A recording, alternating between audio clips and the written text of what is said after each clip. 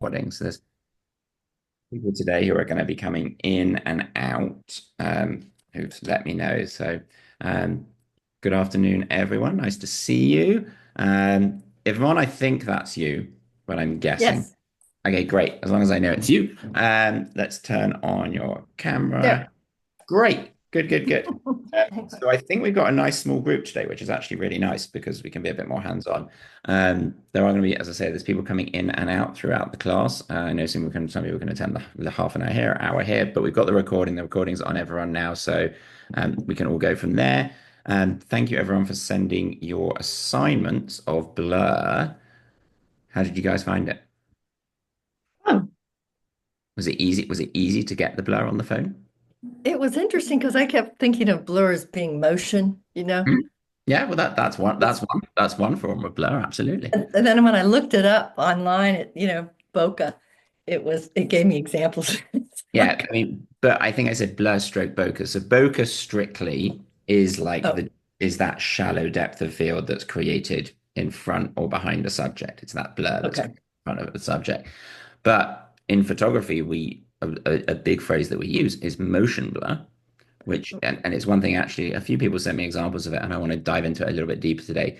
But motion blur essentially, you've got to think of two things when you think of motion blur. And this is true whenever we're taking any type of photography, but especially if we're thinking about motion blur. One, what are we doing? I've talked about this in other classes. Like, are we on a boat? Are we on an aeroplane? Are we standing still? Are we on a wobbly bridge? We even living, breathing, moving around, we are always moving when we take our pictures. That's why I gave you that trick last time. Do you remember? Take a big Yeah. breath in and then take the picture on the exhale because that makes us smoother. And you see this a lot on the iPhone. If ever you try to photograph at night or in the dark on an iPhone, it will say to you, please hold still. Please hold Mhm. still. Please hold still. It prompts you to do that because it's desperate because what it's doing is it's taking a picture over a prolonged period of time to let in more light. And during that prolonged period of time, which we call shutter speed, it's opening the shutter speed up for a slightly longer period of time. During that time, if you wiggle your hand, especially aggressively, you're going to get a blurry picture, which we don't want, which is why it prompts you to hold still. It's a reason why I encouraged, like a lot of you, I sent out a recommendation for a little tripod because I was like, if you really get into this, and especially if you start shooting in your houses and shooting flowers and things around your home, often to a camera, the light is darker than we see with our eyes. So that's one. Hey, Carol, that's one thing Hi. we have to think about when we think about motion. The second, so one, what are we doing? The second thing is what's the subject doing? Are we photographing a tree that's not moving, a statue? Or are we photographing a dog, a hummingbird, an eagle, waves in the ocean, anything that's moving? And when it comes to photographing things that are moving, there's different ways in which we can show that movement. One of which, Yvonne, is motion blur. As in we show, and I'm actually, it's one of the things on my list to show you guys today, is how do we show movement in an image? Because photography really is quite cool when it comes to movement. You have like the innate ability to freeze a moment, stop it dead, or shows much more than our human eye computes. See a whole That like, that was what's so hard is that you with the iPhone, you can't like I couldn't figure out how to you can't open your shutter and just let it go. I maybe so, I don't know. But anyway, let you yeah, go. yeah. Well, when we're conflating two things out, remember we talked a lot about aperture last time, Uh-huh. the f number, and how we can make the hole bigger or smaller. Right? Not to test someone on a Monday afternoon, but let's ask Carol. Carol, can you remember if I have a teeny weeny small aperture hole? Does that mean I get lots in focus or not much in focus? That means you get not much in focus. Other way around. Oh God, I Okay, hate this. it's okay. So it's a teeny weeny hole. Remember, teeny Oh, weeny. I'm sorry. I was thinking of small number. Yeah, so that's where I threw you. Yeah, I should small have at given you a like clue. F 1.8 would be you get not much in focus. Exactly. Sorry. Good. No, you're good. Small number, small focus. And a teeny weeny hole is a bigger number. So like F, remember when we can slide our F numbers like I taught you how to do last time, F16, F18, F20, F22, that brings more into focus. That, Yvonne, when you're talking about opening up, that's the aperture. It's kind of like the pupil in our eye, right? We can open it or we can close it. The other thing, though, which we didn't even talk about last time, is this thing called shutter speed. And shutter speed essentially is like, I'll define it for everyone here just for a second. If you imagine right in front of where your camera takes the picture, and this is true on an iPhone or any traditional camera, you have a pair of curtains that you can open or close. And you can open or close them really quickly. That doesn't let in much light. Or you can open them for a prolonged period of time, which is what your iPhone's doing automatically when it says hold phone still when it's dark. And that lets in more light. Now, on a traditional camera, you can control the shutter speed, the period of time that those curtains are open or closed. On an iPhone, Apple doesn't let you do that unless you download an app that lets you do it. And there's hundreds of them. There's lots of third-party apps that let you do it, but natively out the box, you can't change the shutter speed on an iPhone. And that's on purpose because iPhone have it fixed and they're worried that if people started playing around with it, everyone would call Apple and say, well, all my photos are blurry because they didn't realize that they'd put it down to a too slow shutter speed, or they're really dark because they put it up to a too fast shutter speed. So there's a number of different apps, and again, I don't want to talk about this too much today, but I'll just mention it because I'm going to mention it in future classes. The app that I encourage most people to use, which I think is the best one for, especially if you start to thinking about, I want to put my photos on my computer as well. But even when it comes, if you just want to keep them on your iPhone or your iPad, you've heard me talk about this, is Lightroom. If you go on the App Store and you download Lightroom, that will allow you to change the shutter speed on your iPhone. The advantage of that is we use different shutter speeds to show movement in a different way. So faster shutter speeds, write this down, everyone. Faster shutter speeds mean we freeze movement. Again, like I usually say, fast, freeze, slow, show. It's an easy way to remember it. Which means that if we're photographing a waterfall, you have lots of different ways you can photograph it. You can show every little globule of water coming down the waterfall, or you can, in fact, I'll pull up a visual for you guys just to show you. Just find one. Or you can show the movement. Let me share my screen. So you guys have all seen pictures like this, I think, before, but so like, let's find a good one where you can see the difference. Okay, so like this is a fast shutter speed where I can see the movement of the water. This is a slow shutter speed where I'm showing a period of time. Now I'm going to show you today kind of there's a hack around the iPhone that you can get slow shutter speeds without actually going into Lightroom. But you can't get really fast shutter speeds without downloading another app. But essentially what this allows, I'm going to see if I can find a better example here. So we can, when Yvonne mentioned, oh, I was thinking about motion, like this is a slow shutter speed.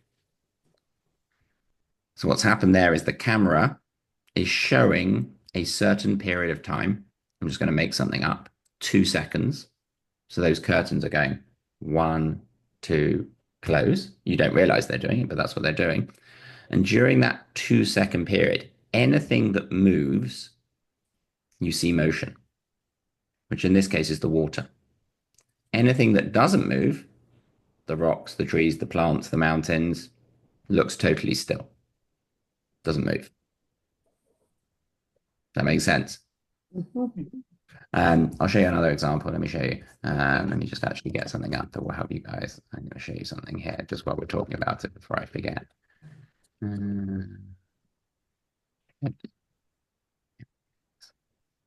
So if you look here, I'm just going to show you some examples, and I'm not going to go down the rabbit hole too much of shutter speed because we'll get to it another day. But like this picture is 1/4000th of a second. That's really, really fast. Like I can't move my hands that quickly. Now that lets in very, very little light. So what do you think the camera has to do with the hole to compensate? Think it has to make it bigger or smaller, Meredith? Smaller. Think about it. We're letting in very little light. The numbers and the whole. But yeah, so the hole has got to get bigger The than whole gets bigger, which means the number is smaller. You've got smaller. exactly. So the iPhone does that automatically most of the time. It's constantly pulling and pulling between these things, shutter speed and aperture. You don't realize it's happening. Um, to help you get what you want. The problem is the iPhone has no idea if you're taking a picture of a hummingbird or a statue. It doesn't know how fast the thing is moving. So eventually, and we'll get there, we can get to like this one on the left is 1/8,000th of a second. Really fast, which freezes the hummingbird completely. The one on the right, let's just think about movement. Yvonne, why do you think the bird's, let me get my pen out here. Why do you think the bird's head here is sharp, but its wings are blurry? You've got to take yourself off mute. Because the wings are, wait a minute, would you just say how, I said, why what, do you think the what is wings are head sharp? blurry, but the head is sharp? Because it's, they don't have I want to say a high enough shutter speed, but they still get motion in the wings. Or Yeah, so he's focused, he's what's the done a difference? little, What's the difference in the movement between the wings and the head? the wings are moving. Good. Well, it's all moving, but the wings are moving faster. Oh, faster. Okay, okay. So imagine like if I'm flapping Oh, that's my interesting. wings are moving much faster than my head, which is just kind of hovering. Did this, was this shot with a traditional camera or an iPhone? Both of these are actually traditional camera. The one before was an iPhone. Um, but yeah, the reason why I'm showing it to you is just in photography, appreciating movement is a huge thing, and how fast different things are moving. And like often, like if you guys have pets, if you photograph a dog or a cat and they're running, it's very easy to get the head sharp, but the feet will often look kind of blurry. You see this sometimes when you take pictures of people and you're in a dark restaurant and their hands kind of look a bit blurry. And it's because they're gesticulating with their hands, but their head is hardly moving. So learning to appreciate that is very important in photography. And again, as I say, I don't want to go down the rabbit hole too much, but I do want to show you this. This is what I was talking about. This is waterfalls. This is slow shutter speeds. So this is Niagara Falls. This is actually taken on an iPhone. And this is a 5 second shutter speed.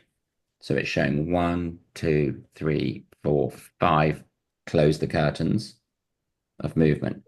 Now, in order to do that, I have to use a tripod because I all rest my camera on a bench or a table or something because I cannot hold my hands perfectly still for 5 seconds.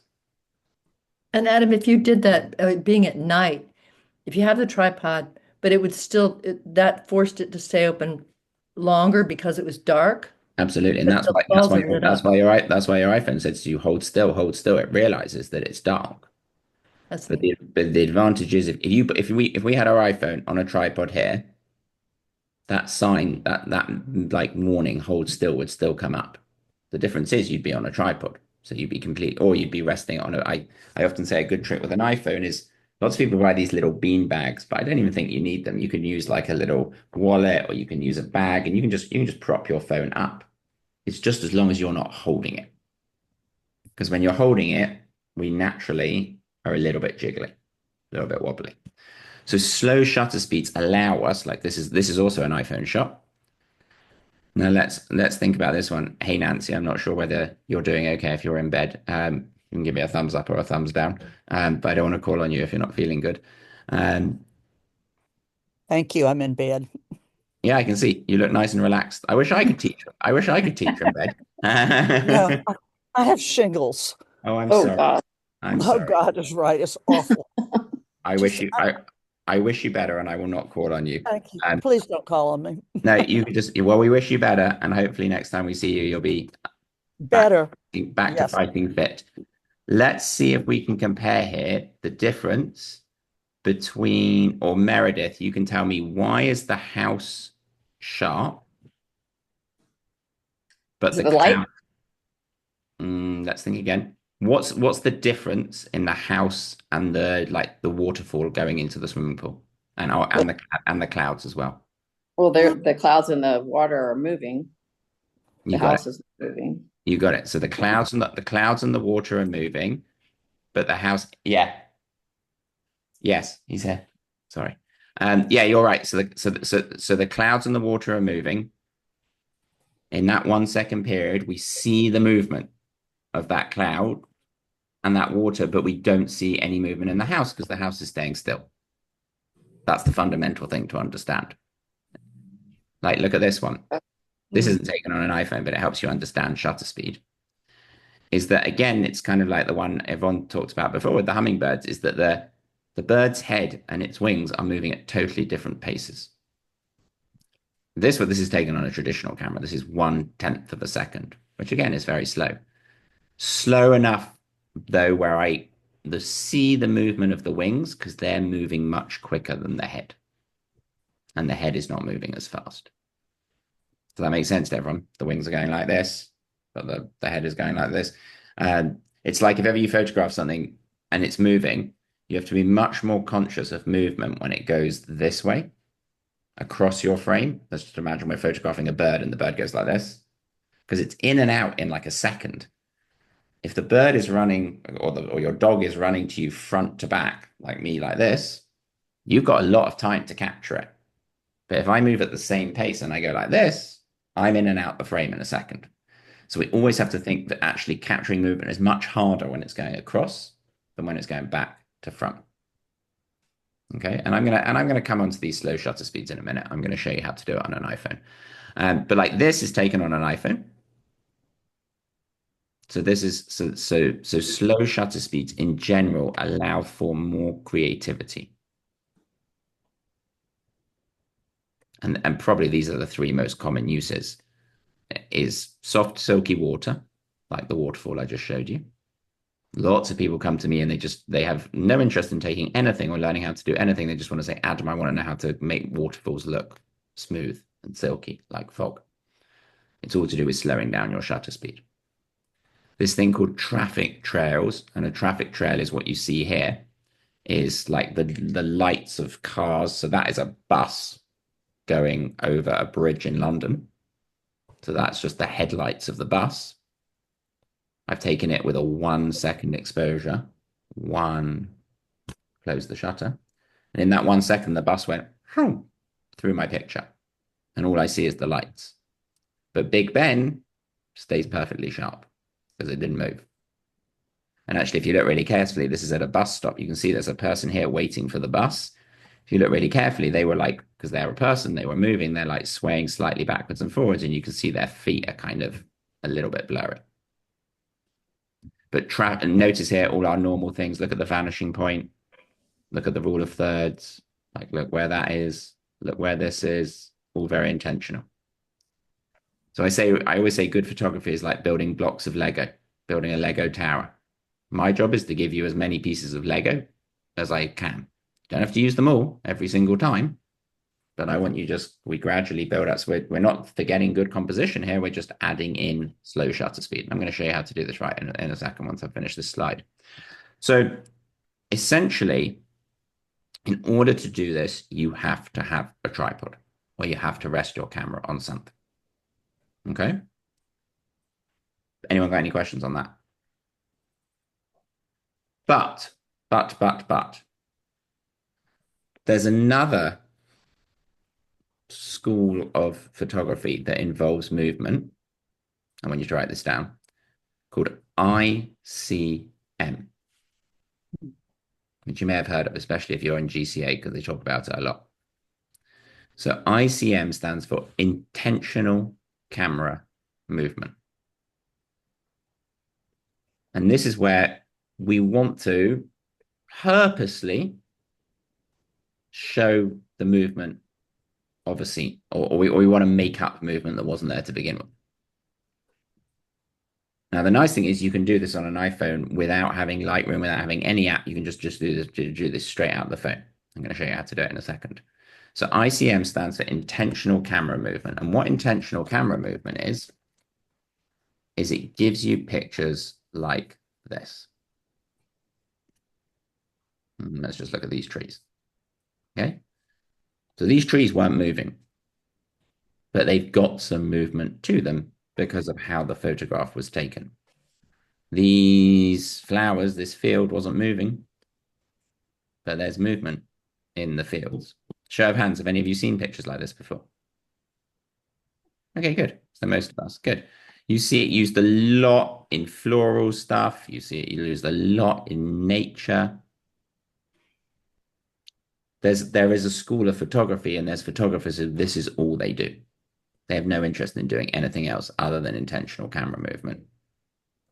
The nice thing about it, and kind of what's interesting, and I'll teach you how to do it in a second, like you see it a lot on the beach. People do it on the beach like this.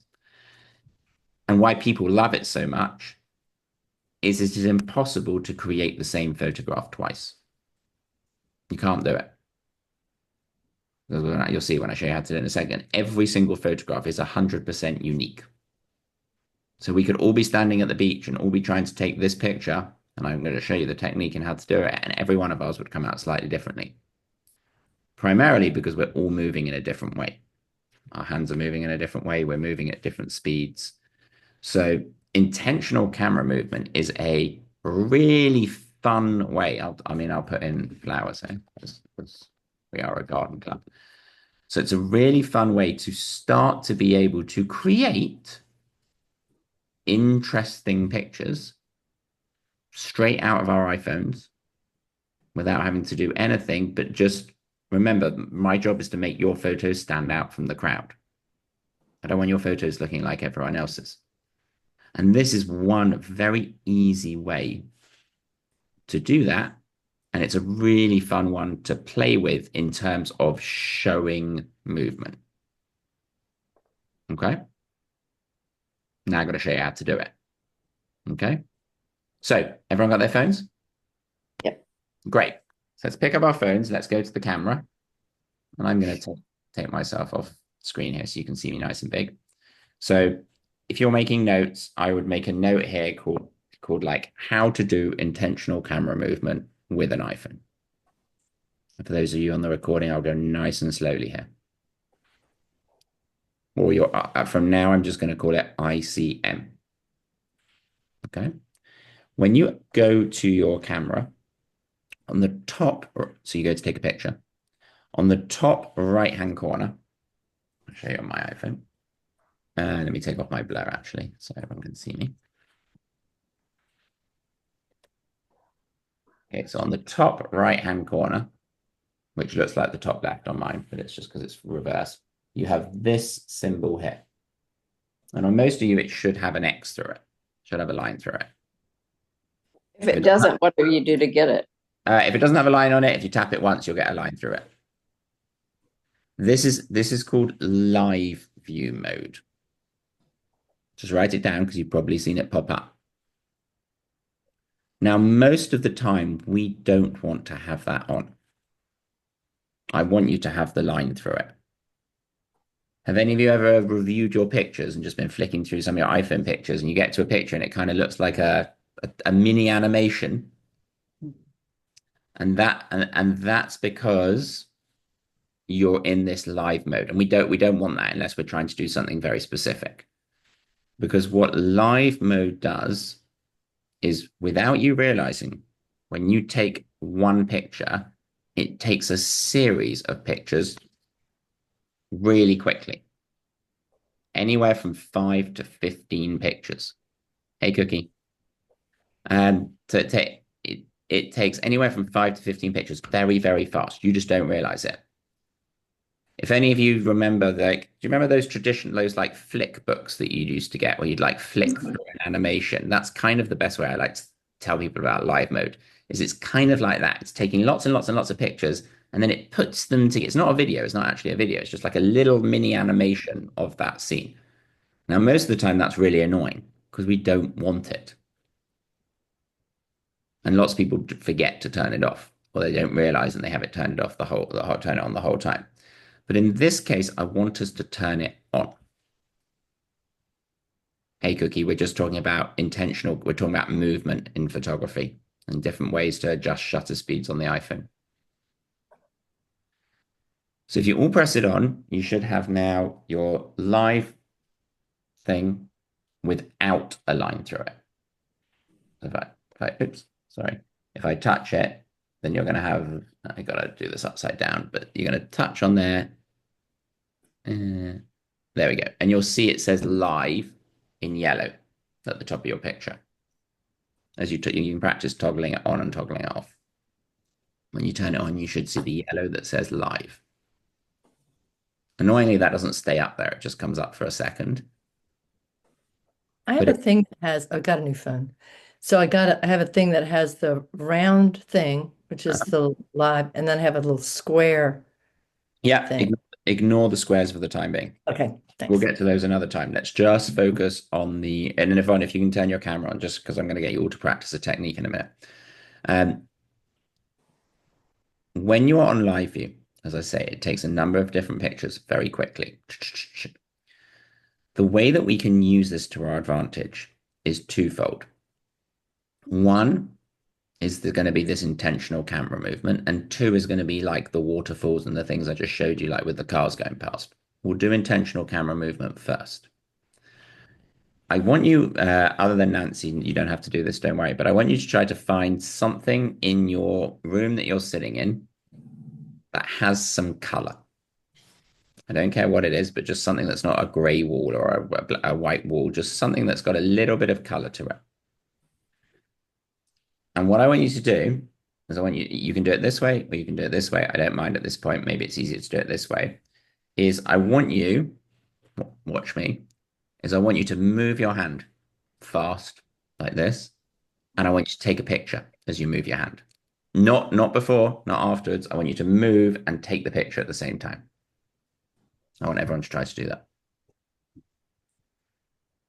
And you can do a few. Okay, so just move your, and if you need to Oh, get up. that's pretty neat. Yeah. You're jumping ahead, Meredith. Hold on. But yeah, so we can just move our hand side to side like this. The faster we move it, probably the better. So you can take a couple, just move it nice and fast and take a picture. And you just need something that has a bit of color and a bit of detail in this for this to work. This works amazingly in gardens outside. Meredith, try and move your hand a bit faster than that. Okay. It's making me dizzy. Yeah. There we go. Good. And just take the picture as you're moving your hand. Good. Okay. I'll wait for Carol to come back. It's kind of a video to me. It's Yeah, making, Hold on, because I haven't told you how to do it yet. oh, Just hold on. okay. Remember, it is kind of a video. Remember, I said it's taking Yeah. different pictures over a period of time. So here's the kicker. Here's what we're going to do. So hopefully you've all taken the picture and you had to have that live mode turned on. Now you're going to go to review the picture like you would normally review a picture. Okay. And if you just tap once on the picture on the screen, you're going to see on the top left-hand corner, it says live above the picture. Everyone see that? Oh, it says, hold on. Everyone, I can hear you going. Sorry. Sorry. Oh, shit. No, you're good. Just tell us what it says. What's the problem? Okay, we'll wait for everyone to come back. Well, in the meantime, we can do this while we're waiting for her to come back. So hopefully, Carol, can you see when you go into can you see that live on the top left-hand corner? Yes. Great. Meredith, you got it? Yes. Perfect. Cookie, you got it? Good. If you hit that live drop down, you're going to see a number of different things that you can do. Okay. But you have to take the picture in live for to see this, otherwise you don't see it. If you hit on the first one, which is loop, it's basically going to make a little looped video of just your hand moving. It's just gonna show your hand moving, and then it's going to loop it around, and then it's going to show it again. I'm not really that bothered about this. I just want to show you that it's there because people accidentally sometimes click on it. For what I'm showing you now, it's not that relevant. And the second one is if you hit bounce, it just does the opposite. It's just rather than your hand, if your hand was moving this way, it just flips it. So it like reverse. It's like watching a movie on rewind. Okay, everyone see all those? The one I want you to use though is the third one down, long exposure. I'll have to see the video. I had to let some people in my house. You're okay. We're going to go back over it again in a second. So if you hit long exposure, you should start to see a photo that has some movement in it, has some blur. Okay. I want a thumbs up from everyone so we know we can see that. Okay, Carol's got it. Meredith got it. Yvonne, you want to try it again? So you're going to move your hand really quickly, Yvonne, like this. And you're going to have the live turned on. You're going to take a picture. That's it. And you don't have to move your whole body. People get you. You can just move your hands. Yeah, I'm giving you a workout for the day. We could start doing. We can go out this way. Yeah, you can just move your hand. You're like from your wrist. You don't need to move your whole body. But it's okay. So then, Yvonne, if you go and you go to look at the picture and click on live and then click on long exposure, you should see some motion. Okay, thumbs up if you got it because you're on mute. But I think you didn't get it. Okay. No, well, I've got it's like going crazy, but yeah, at the top left, there's a drop down that says live. It says HDR. There should be one that says live if you took it in live. Oh, You may have taken it. Oh. Play around with it. I'll come Okay. back to you in a sec. So generally, when it comes to intentional camera movement, I want you to write this down. There's 3 things that people usually do. One was the one I just showed you, which is left to right or right to left. It's a lateral horizontal movement. I'm going to share my screen again so I can show you examples of this. Hold on. Okay, so it's a intentional camera movement. A beach because you see this on the beach. So it's a left to right motion. What you guys just did in your rooms, if you were at the ocean and you did the same thing, it would look like that. We're seeing the movement from left to right. Now, you don't just have to use it at an ocean, you can use it anywhere. But the most common intentional camera movement is that sweep left to right like this. And it's really easy to practice. You just got to turn the live mode on. The second most common one is rather than going left to right, is top to bottom. You go like this, go up and down. And that's really popular when it comes to trees because it makes them feel like they're growing. So if ever you're in a forest, a wood, anywhere, even if you're just standing and there's just one palm tree in front of you, and you go up, down, up, down, up, down, you take a picture of that palm tree, you get really interesting, unique, abstract pictures. This is a big way to help us. I'll see if I can find one because you guys all live with palm trees. Here we go. So here's something. Here, there's an intentional camera movement picture of a palm tree. Same here. Oh, wow. So that's just up, down. That's it. All the person's done there is they've just gone and they've just taken a picture. Now they may have done it on a camera, but I'm telling you, you can do it on an iPhone, and it's very easy to do on an iPhone. So Adam, you may press once on your click, you're clicking your thing. You don't hold it down. No, and that's Okay, what that was making but so I think it's I'll if you guys can still see me, I know it's small. If you hold it down, what happens is it will switch from photo to video.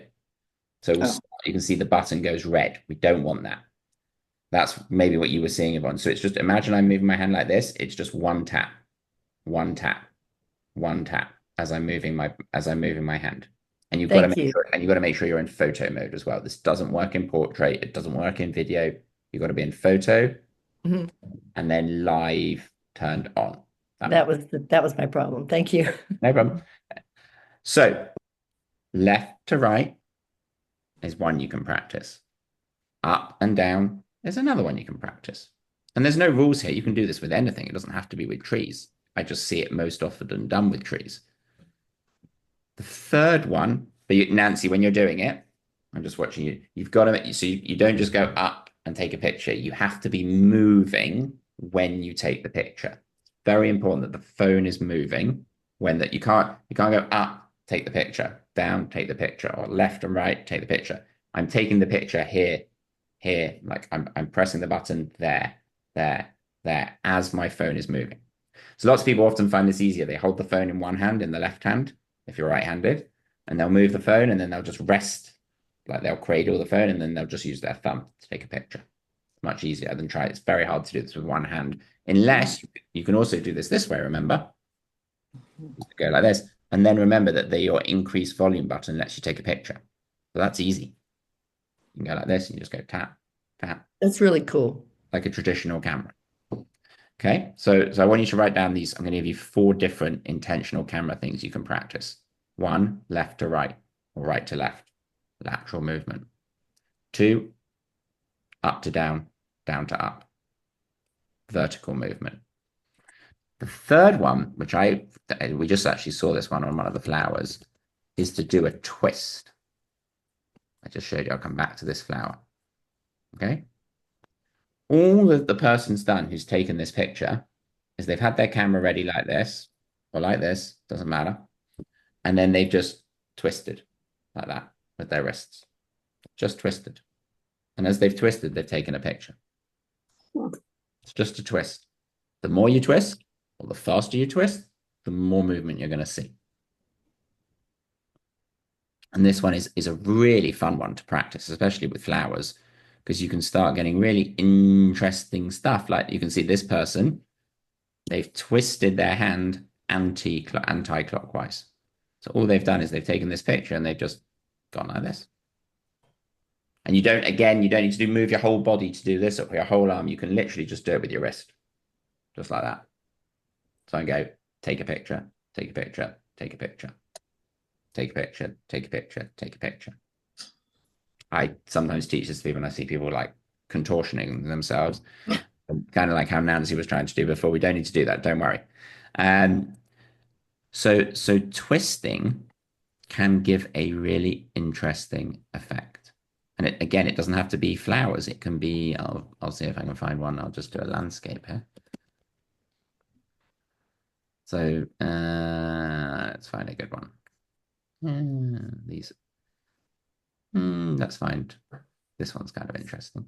All of these. Actually, let me find a better one. That's not a twist. This one's a twist. So that's changing the perspective. Remember, good photography like building Lego. And then it's twisted. So it's looking up, finding this beautiful full color, and then just twisting our cameras and taking a picture while we twist.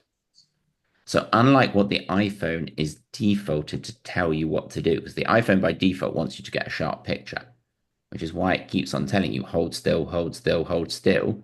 You're doing the opposite. But you're doing the opposite to create this specific effect. If you put it on long exposure, what if you wanted that particular long exposure printed? Can you freeze it in that long exposure and then What do you have mean it by what do you, as in if we had this picture in our phone, you mean? Yeah, like we've done it with the Twisty or the, this ICM. Yeah, Then is that the picture that, let's say you put it to a thumb drive and you took it to get it printed? that's what it would look like. Okay, Yeah, great. it sticks Thank like you. that. Yeah, absolutely. So if you put it on long exposure and then you put it on a thumb drive or you emailed it to me for review, because I'm going to get you guys to practice this as one of your things for this week, then yes, I would see it with the twist. I wouldn't see the little animation. You're setting that as the real photo. It's a good question, really good question. So it really allows you to be able to create as abstract or non-abstract photos as you can. Here's the key. The faster you move your hand, the more abstract the picture will be. The less obvious it will be the thing you're taking a picture of. So people love doing this and they go into a field of tulips and they move their hand really fast and it's just a blur of color. But if I went into the same field of tulips and I only very slowly moved my hands, I'd still see the tulips. They'd just be a little bit blurred.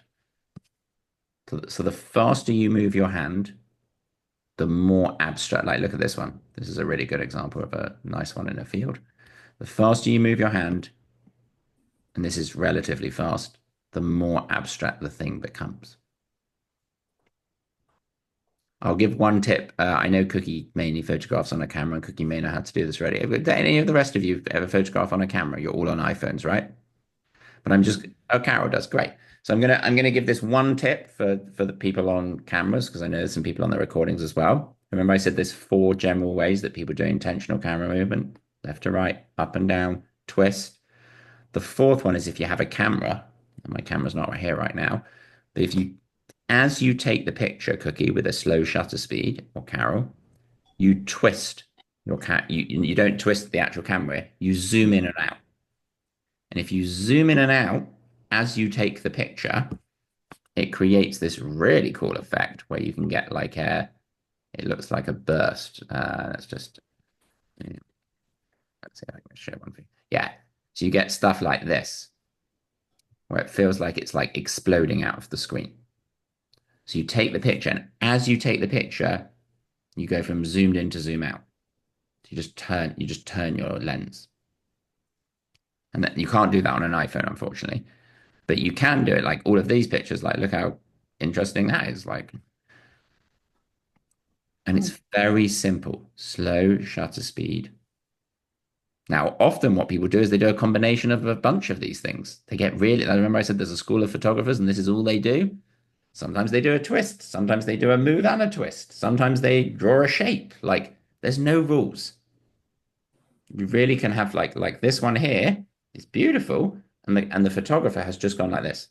They've just moved in like a downward motion, like a bit of a pattern. But I see people do this and they put their phones and they just go crazy and they just draw shapes, which is fine.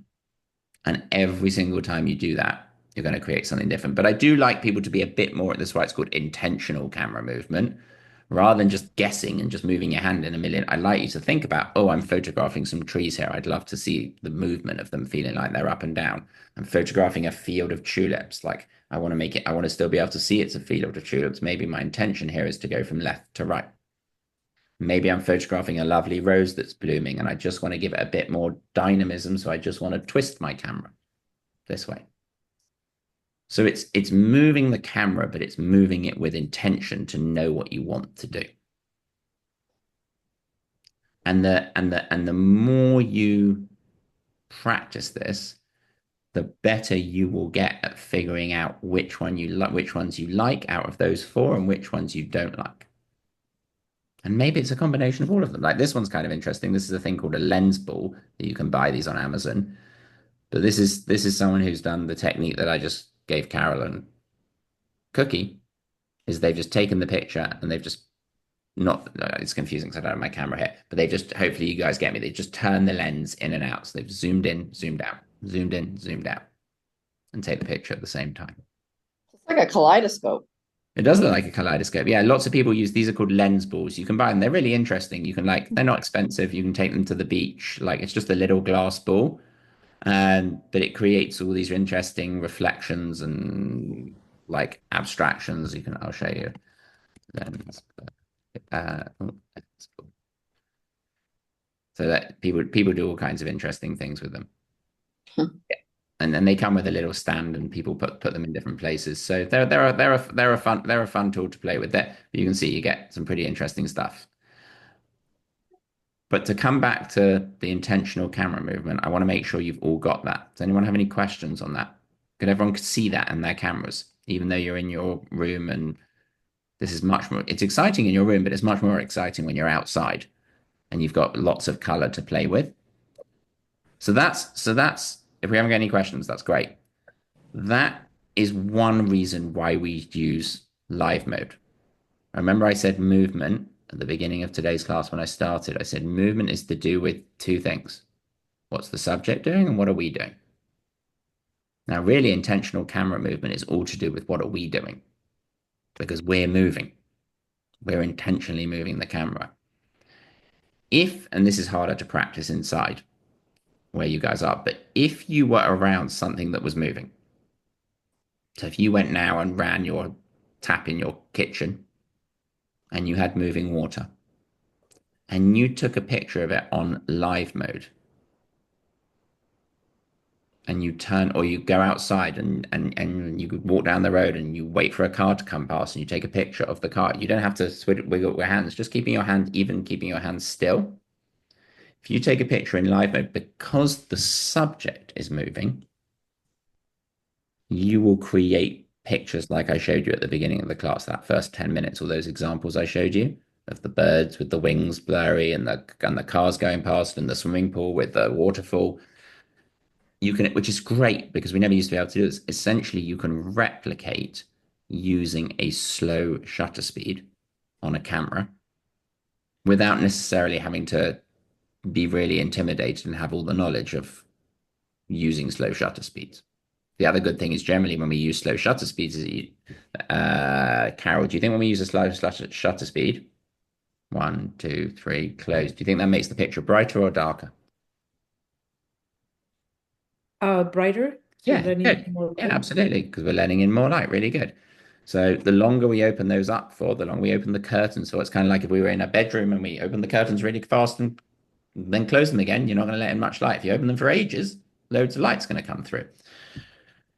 The problem is with that on a traditional camera is when you use a slow shutter speed, it's very easy to overexpose a picture to make it too bright. There's tons of ways around that, but I'm not going to go into that today. But the nice thing, because I'm focusing on iPhones here for the majority of the group and everyone on the recording, the nice thing is when you use live mode, it prevents that overexposure because the camera is going to balance out everything else. The iPhone is going to do it without you even knowing it's doing it. So this is a great, I was just a couple of weeks ago, I was in a park teaching a workshop, a place called Golden Gate Park in San Francisco, and they've got some waterfalls there. And I was showing them this exact thing. But what do you think we've got to do to the camera when we take the picture of the thing that's moving? Any ideas? No, we don't want to be moving it, Yvonne, because if we're moving it and the thing's moving it, then we just get a blurry picture. I want to try and get that picture again. Remember, I'll pull it up again. Let's get a visual here for you guys. So imagine I want to get a picture that looks like this. Okay, again, To stay still. you got to stay still. Exactly. That's the key. So it's the opposite of intentional. It's the opposite of intentional camera movement. It comes back to exactly what I was talking about at the start. You have to think of movement as two different things. What am I doing? What's the subject doing? If I'm moving around like a crazy person, I'm going to get an intentional camera movement picture when I may not want to get a picture that shows movement. If I'm photographing a moving thing, I'll come back to this again. I want to keep the camera as still as possible. And that's why here I say tripod is essential to avoid blur. But if you don't have a tripod, don't worry. You can use, as I say, you can use a wall, you can use a bench, you can use a table. It doesn't matter. It's just I don't really want you holding the iPhone. Another tip that I'll add to this is when you want to try and create this motion in your pictures and you want to be able to see it, you have on your iPhone a timer. That means when you press this button, it doesn't take a picture the second you press the button. Instead, it's going to do a timer. The way to activate that is if you go to, I don't remember now where I'm going on the new iPhone. If you go to photo and you hit there's a little up arrow there in the middle. And if you hit the little up arrow, you're going to get a whole series of things come along the bottom. Sorry, my screen's a bit glary, but there, hopefully you can see. And the one on the very far right is a timer. If I click on that, it says timer off, 3 seconds, 5 seconds, 10 seconds. If I just click on the 3-second one, what that means is when I go to take my picture, it's not taking the picture when I press the button. It's going 1, 2, 3, and then it takes the picture. Adam, do you mind taking your photo down so we can see your hands and Oh yeah, large? is that better? Like that? Well, no, I mean your the train track Oh thing yeah. Sorry, taking up most of make it. me bigger. Thanks. Yeah, absolutely. Yeah, I'll show you again. So hopefully you can see me now bigger. Sorry about the glare. So you're going to click on the little arrow at the top. Okay, I click on that, and then the arrow goes to a down arrow. Then Oh. along the bottom, You get all these different things. We're not going to worry about them all for the time being. I just want you to worry about the one on the far right, Great. which is a timer. When you turn that timer on, or you press it, it says off 3S, 5S, 10S. S just means seconds. How long do we want to have this picture being like taking a pic? Like, how long do we want it to be? But when we press the button until the picture's taken. Now, the reason we use this when we're doing slow shutter speed photography, when we're showing the movement of a car going past us, is because we want to actually do the opposite of intentional camera movement. We want to eliminate any movement. And if I press the button and take the picture at the same time, I'm going to wiggle my phone a little bit. Same with the camera. It's exactly the same. I always tell people if you're doing slow shutter speed, put it on a timer or use it. Lots of people use remotes. But we don't want to touch the camera. We want our hands totally off the camera when the picture is being taken. Go for it, Carol. So, like you're taking a photograph of a moving car. Yeah. With the camera, and you want the car to be stationary and the blur behind, you would move the. That's a different technique. That's a different technique. Okay, That's called panning. That's something else.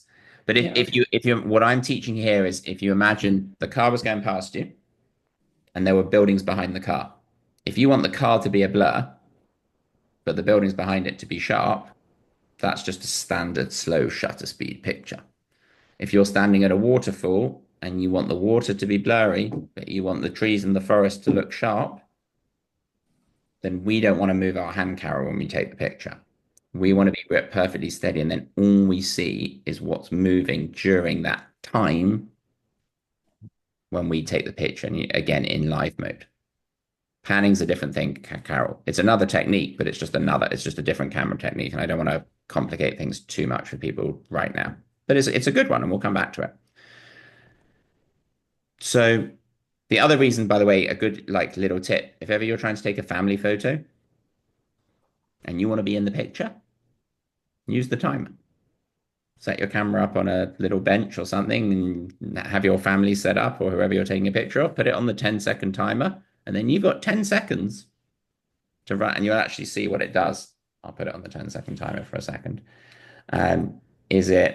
It gives you a little like flashing light to help you figure out what's going on and when it's going to take the picture. So let me just go to my timer over here. Okay, and if I take a 10-second look, I'm taking it now, look, see it counting down? And then the flashes are going to get closer. Oh yeah. And then it takes the picture. It also handily, if you're doing it this way, look, it gives you a countdown.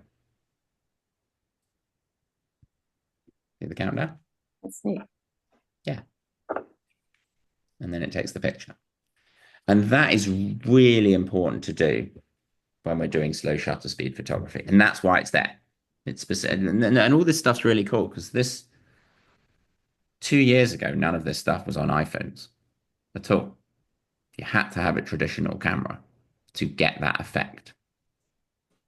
Now, with a combination of understanding what the live mode does, plus the intentional camera movement and the slow shutter speeds and the timers and the other things that we've talked about, we can get a picture that looks like it was taken on a traditional camera with a lot more flexibility.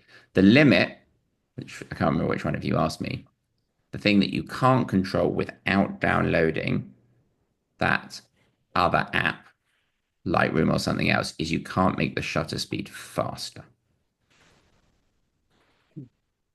You just got to download another app, which means we can't freeze a hummingbird unless we use something different. Everyone, go for it. You got a question? Just real quick. So the Lightroom, I want to ask you about that. I have Lightroom, but would you change your focal point or whatever when you're on your computer using Lightroom? Or was it something you?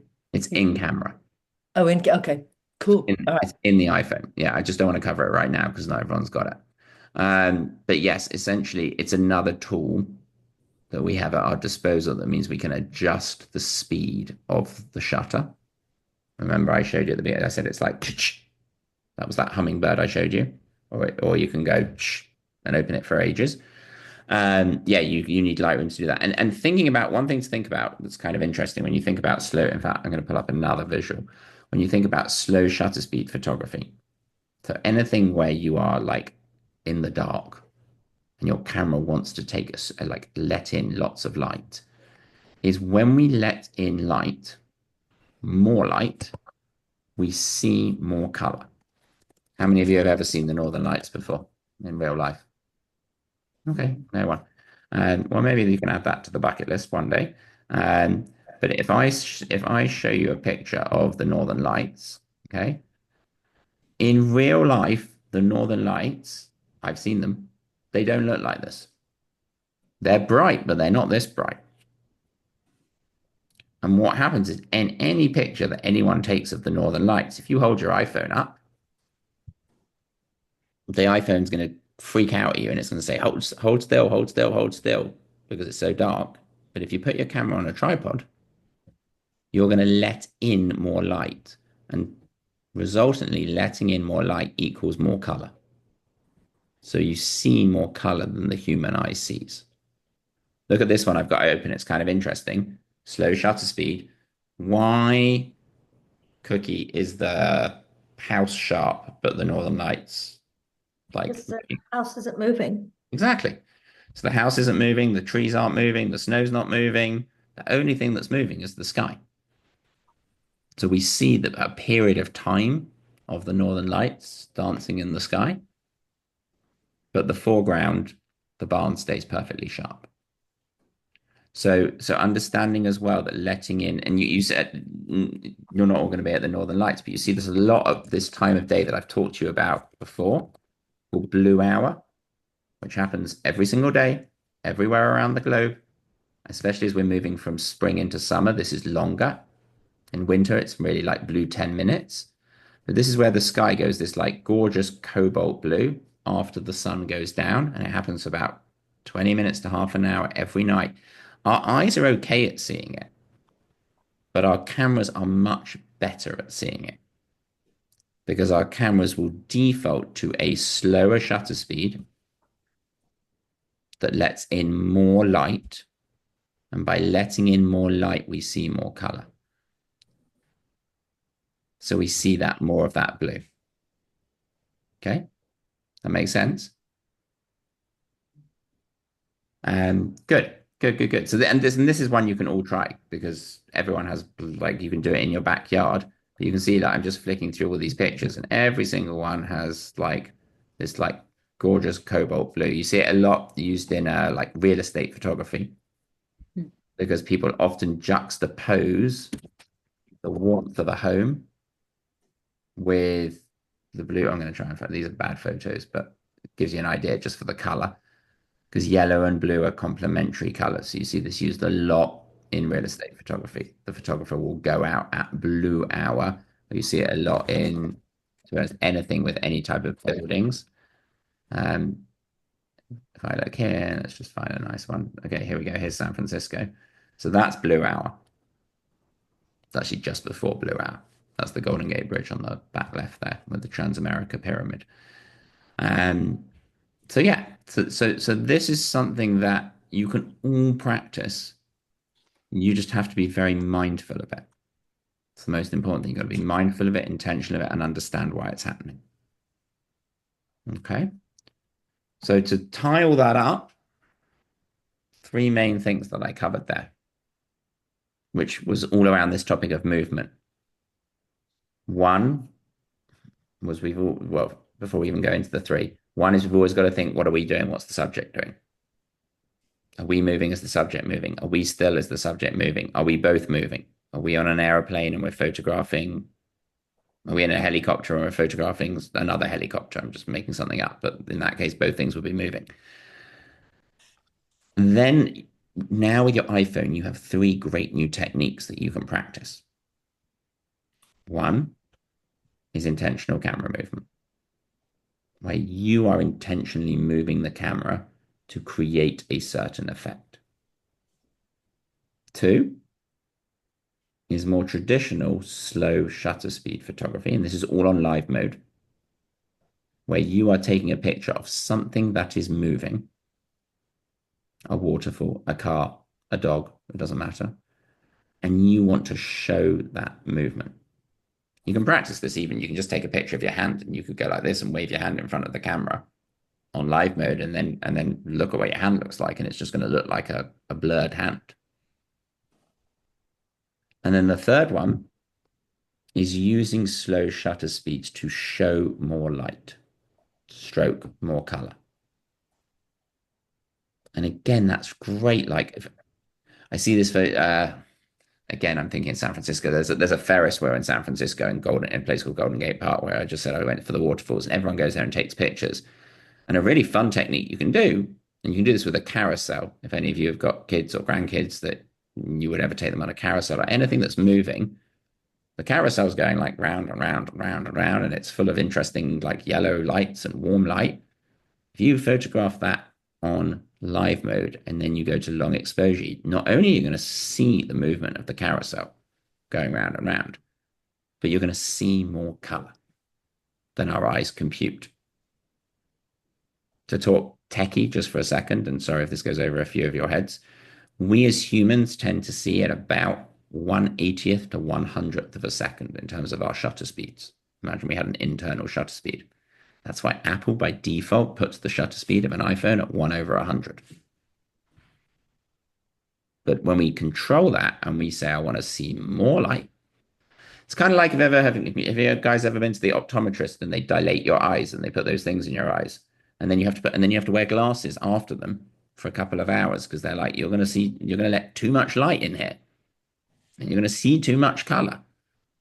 It's kind of the same thing. But in this case, we obviously want to see more color. We want to see more light.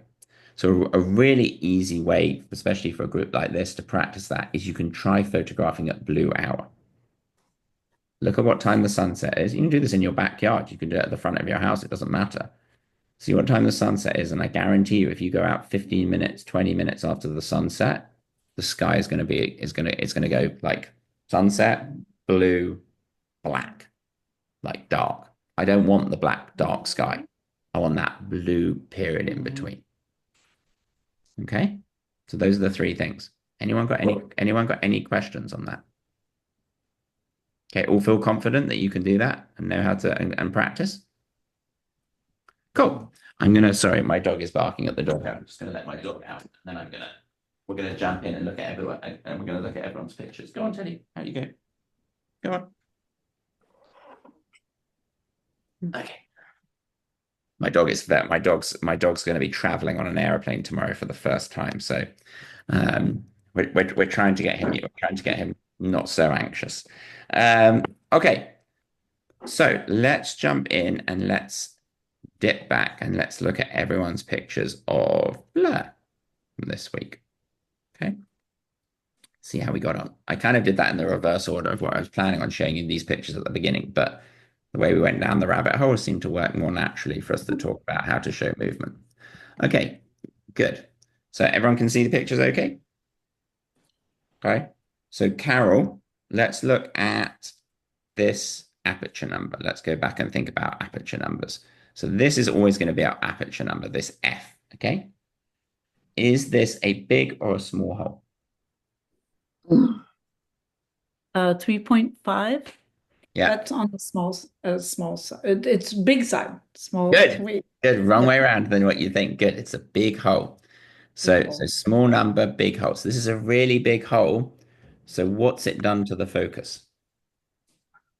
Small number. Shallow depth of field. Really good. So, excellent. Yeah. Nice job. So it's given that shallow depth of field. This is a really nice composition. Really good use of rule of thirds.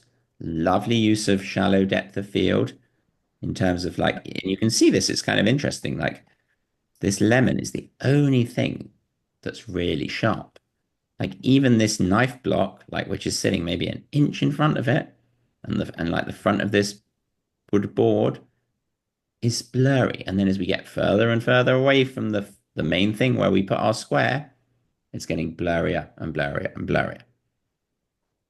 Notice as well the composition of this one. Nice job, whoever did this. I think it was Cookie. But look where Cookie has placed the lemons.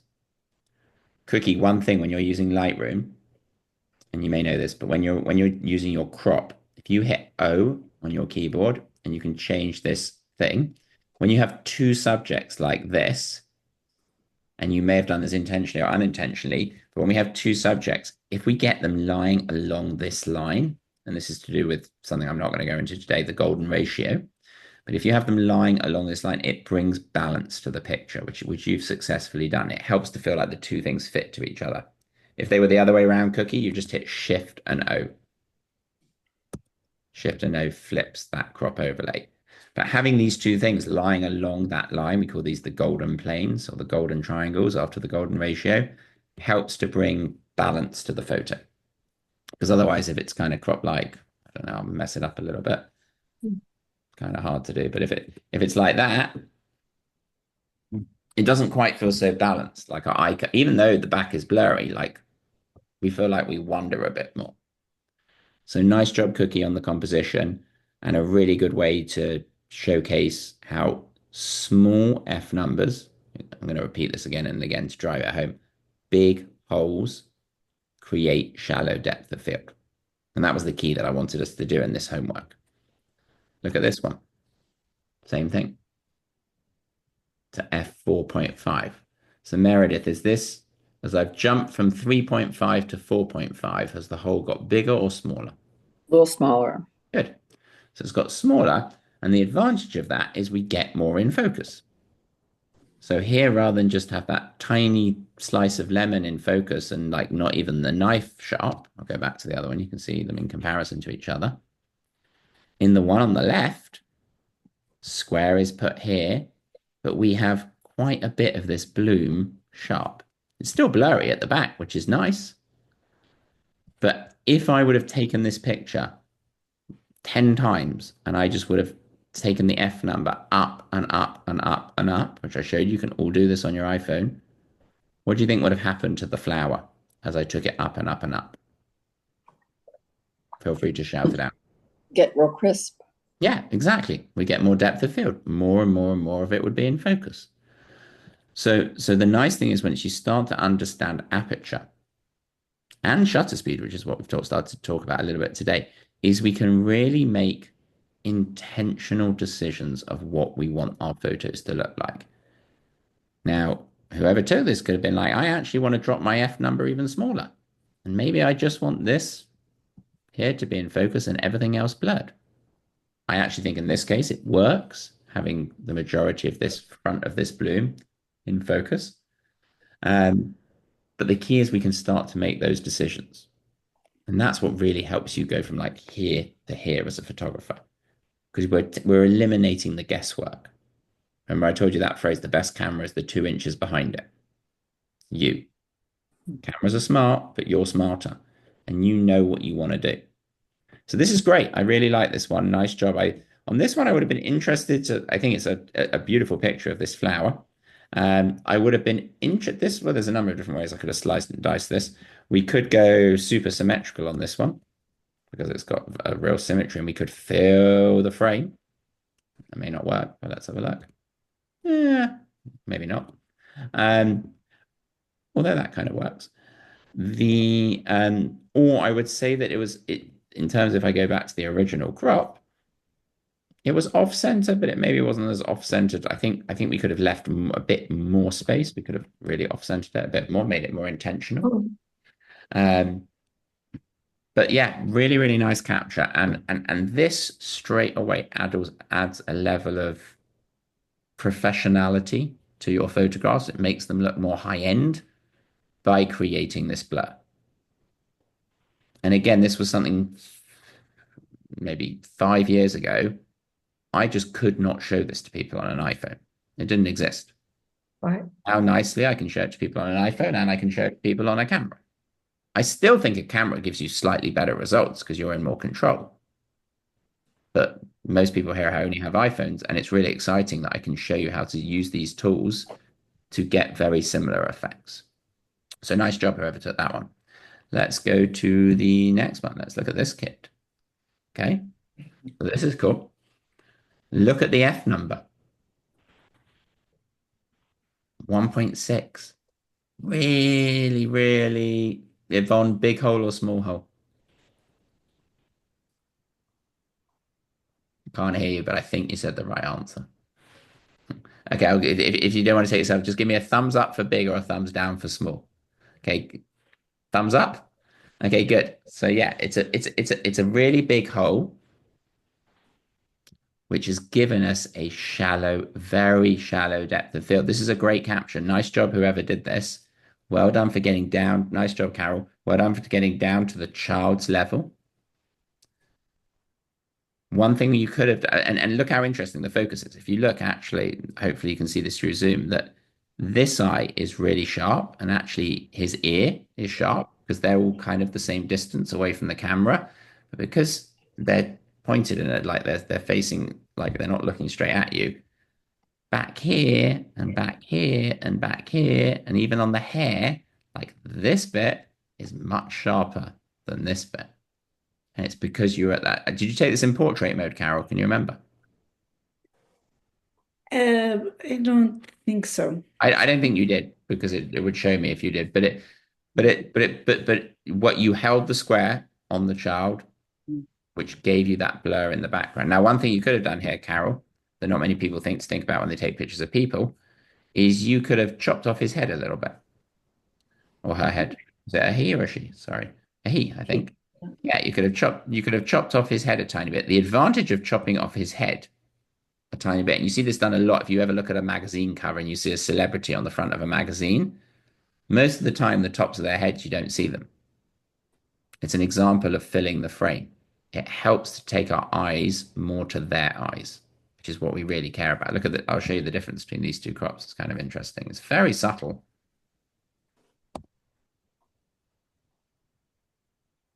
But I would say on the one on the right, you get sucked a little bit more into his face. So don't be scared to do that. Okay. The general rule with people is we never cut them off at the wrists or at the ankles. It makes people look like they've got no hands or no feet. So we don't want them to look like they're kind of floating in the frame.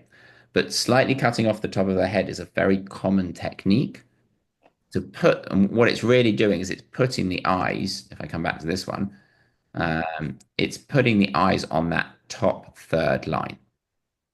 That's what it's helping me do. So it's adhering more to the rule of thirds.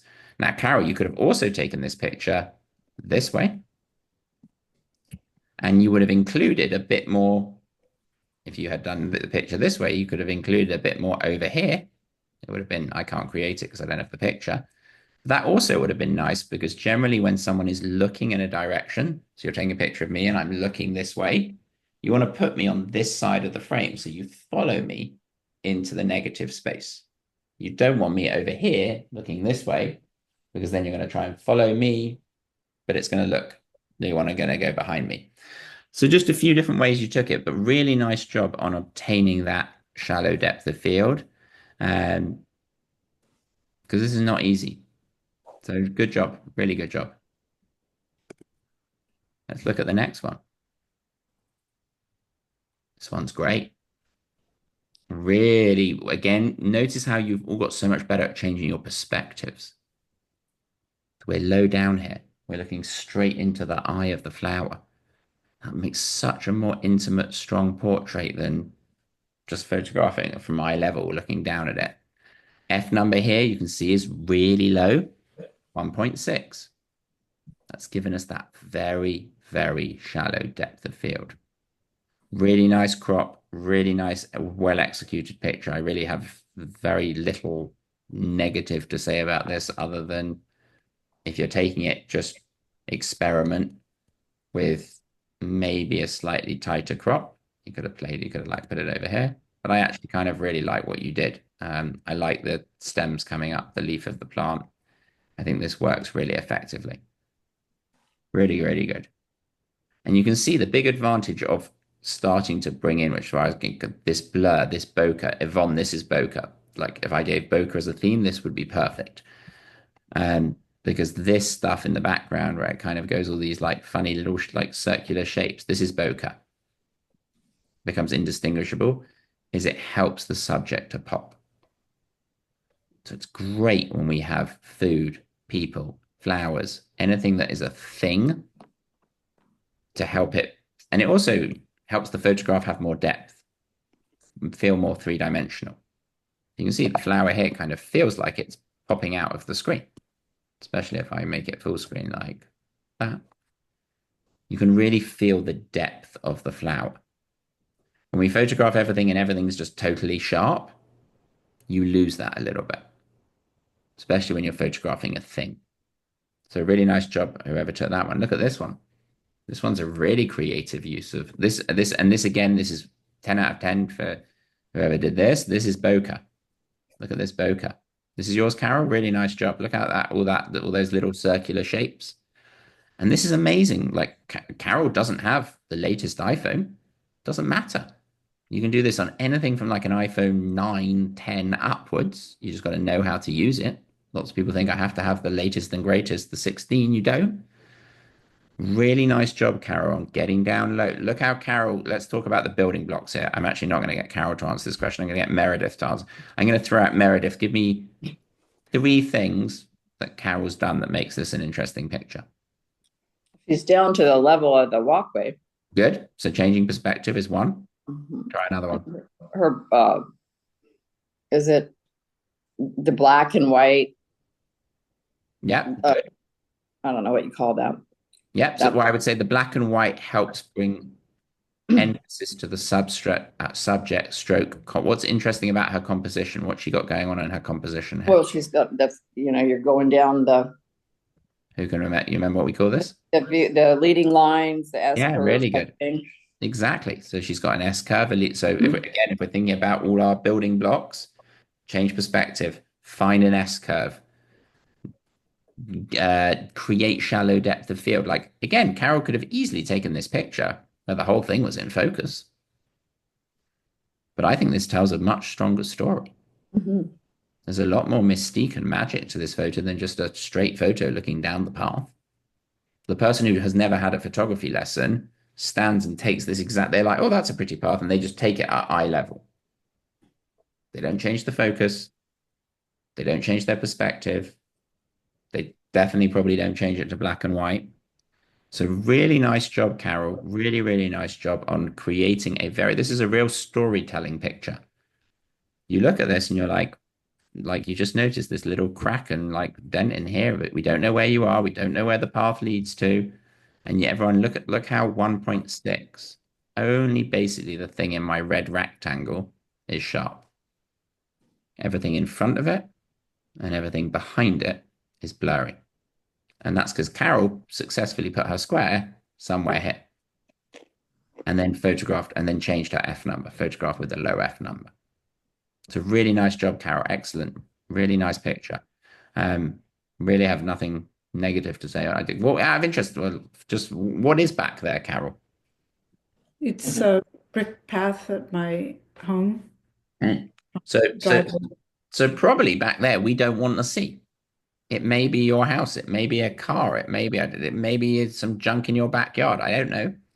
But the point is, this is a really good example as well of, remember I always talking about exclusion. Showing less sometimes tells more. Because we don't see what's at the back here, because of a combination of the composition, but mainly because of the blur, the bokeh, the shallow depth of field. We could be anywhere here. We could be in a botanical garden. We could be in a park. We could be in Japan. We could be in Italy, or we could be in America. Who knows? So it leaves us to have ask a lot more questions than seeing the whole thing. So really nice job, Cara. Excellent picture. Let's look at this one. Again, look at this one. F2.8. Only, by the way, everyone, really well done here because every single person sent me in a picture and everyone got the blur. And that's not easy to do, especially when I've only taught it to you once. So look at this one. Only this leaf is in focus. Everything else is blurred. This is bokeh. Look at the bokeh. Look at these like little circular, like magic, mystical garden things in the back. That's just created. But remember, bokeh is the definition of bokeh is the aesthetic quality of blur created by a camera lens. And it's usually those little circles. You see it a lot when the sun's out, and you see it a lot if you photograph it at night. Now, this one, the only thing I would say about this one is I think the composition could be a little bit better because the main subject is right in the middle. And I think that we're tempted on this one to follow the eye up a little bit up here, which, especially because this is kind of very pretty up here, away from this sharp focal point. So I think this could have been composed maybe more like, I'm just going to give you some ideas. Maybe more like, if you had wanted this one thing to be in focus, maybe more like this, maybe more like this. Maybe you could have twisted your camera and made that thing grow up more. I kind of want to keep that nice blur in the background, but I feel like they're in different places because this to me looks a bit boring. It's okay. It's not as interesting as what we had. I'm a bit restricted with the crop. But what I would say is that try not to put your focus or your focal point right in the middle of the frame. Unless, I'll caveat that with one thing, unless you find something that's very symmetrical, which we often found in nature and flowers, which sometimes it works to put it in the middle because it's kind of like a mirror's been put down the thing. But sometimes it can feel a little awkward. Let's look at this one. Really interesting.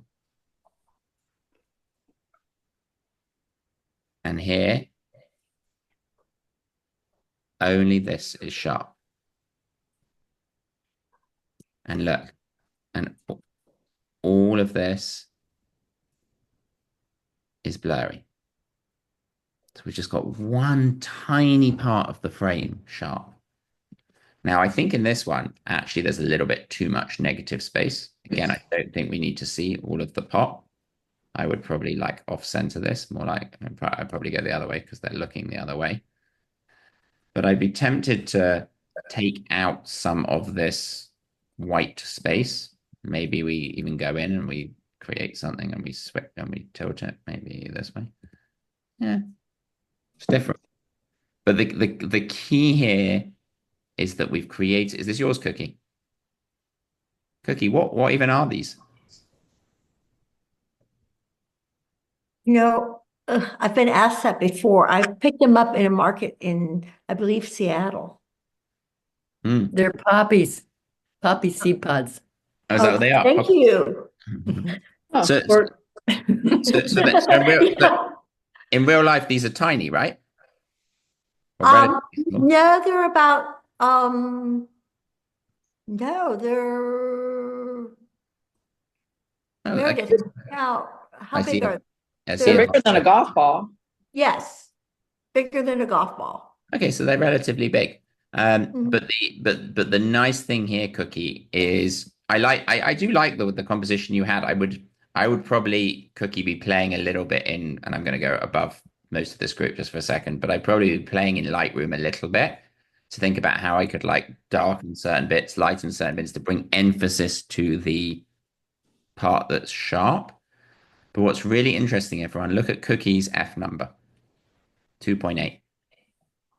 And because she's relatively close to the thing, in fact, I'm going to add something here that I don't think I taught last time, but I think this is really relevant to this picture so the main thing that controls blur is aperture. Okay, is the F number. We know that. That's what we learned about last time.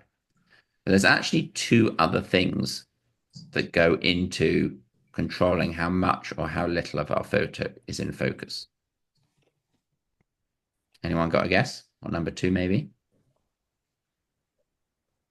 Distance to the subject. Good, really good. Camera's distance to the Yeah. subject.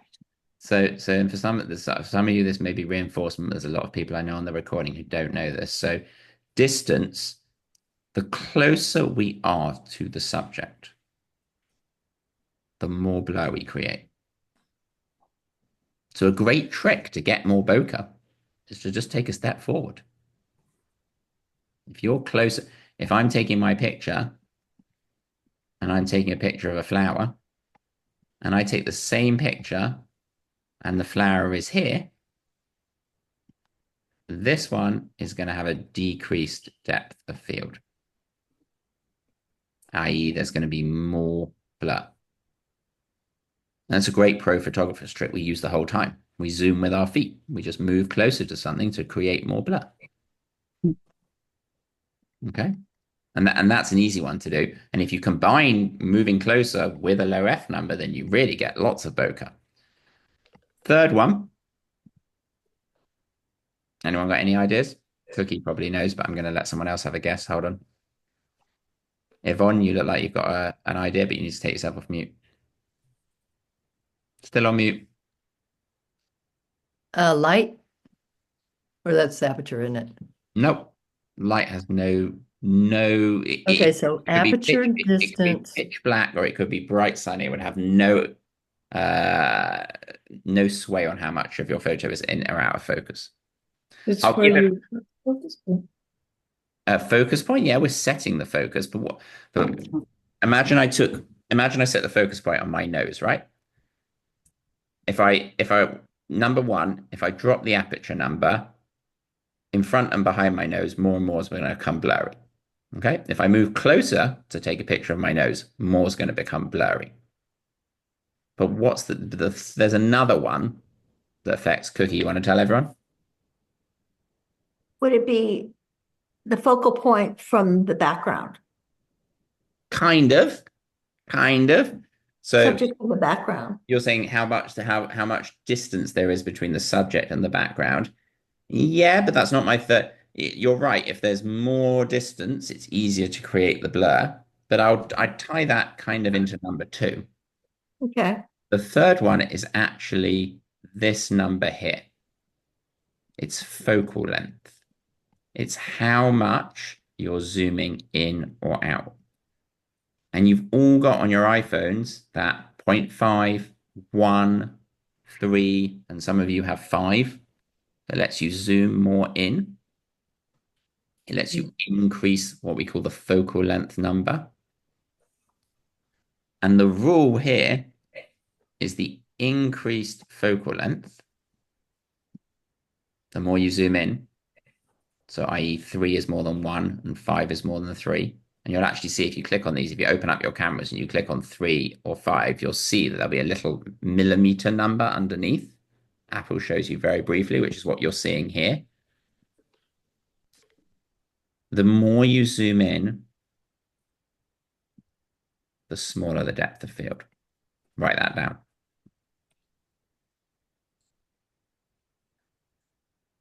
So again, a really, really good photographer's trick. When we want to get loads of blur behind something, you just zoom in. And I could take the same picture zoomed in and the same picture all the way zoomed out. I can be standing in exactly the same place with the same F number, and my depth of field will be compressed. It'll be much smaller on the one when I zoomed in.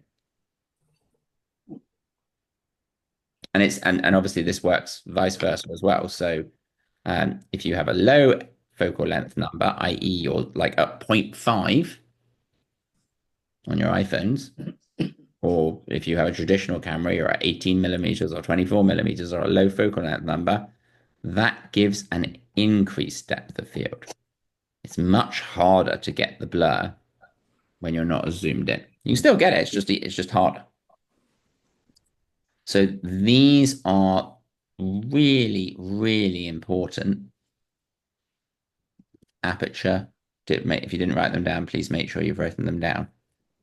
Aperture, we've spent a lot of time talking about. That's the F number. I feel like we've all got that now. Bigger F number, more focus. Smaller F number, small focus. Distance from subject is when we are closer to the thing, regardless of the F number. The closer we move to the thing we're taking a picture of, the more blur you are going to create behind it. The further away you are from the thing, the less blur. That's not to say you can't create blur, but it just creates more. And then the third one is focal length, which is increased zoom. The closer you get to something,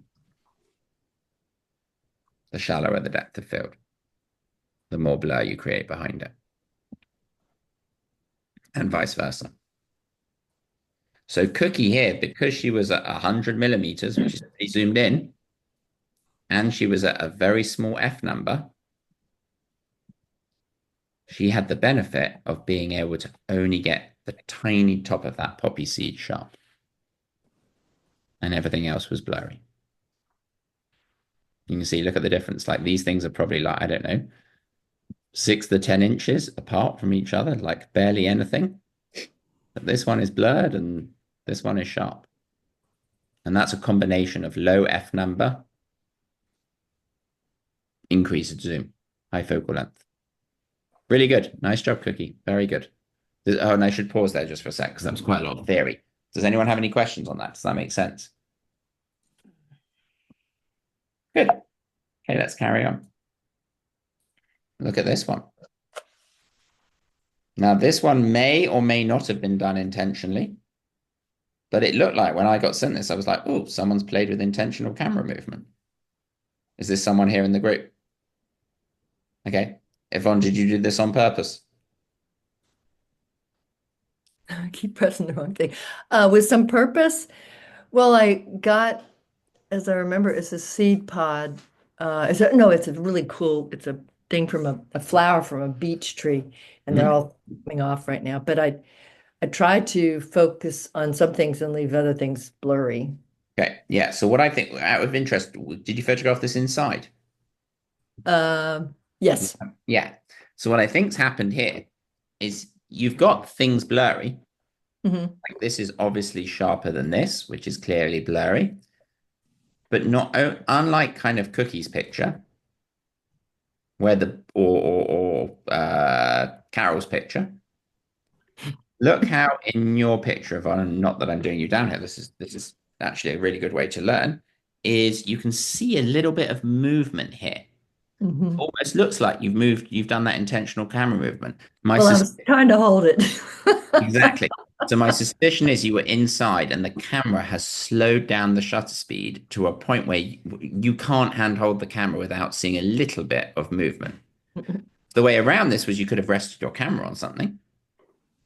As in you could have rested your camera on a tripod, or you could have used the little pillow. Lots of people use little cushions or things to just prop their camera up.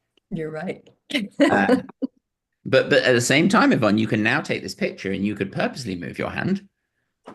And because I actually really like the effect that you've got here. And this is really interesting. Aren't they cool? Yeah, they're really cool. This sweet. Yeah, really cool.